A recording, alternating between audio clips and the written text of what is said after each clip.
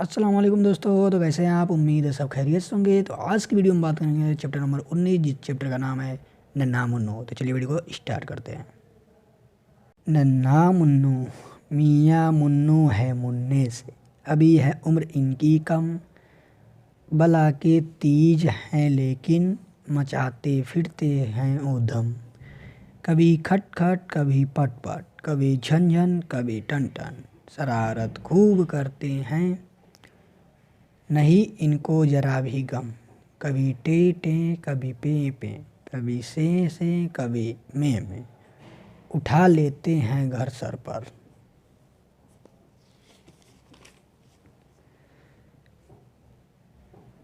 चुनांचा करते हैं हरदम, कभी गिल्ली कभी डंडा, कभी हॉकी कभी बल्ला, कभी गाड़ी कभी लोटा लट्टू, लिए हैं कुछ ना कुछ हरदम। फिसल जाते हैं आंगन में, गिरा करते हैं वह भद भद, कमर है फिर भी खुश बेहद, कोई देखे तो या दम खम। लिथर जाते हैं कपड़े कीचड़ में, कीच में, मिट्टी में, पानी में, कहाँ तक बदले हम मीजान, कपड़े नाक में है दम।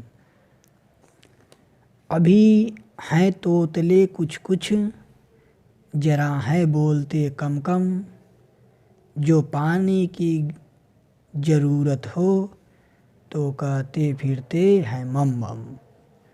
खुदावंद सलामत मियाँ मुन्नू फले फूले, अता कर जोर बाजू में, उठाए दीन का काम परचम।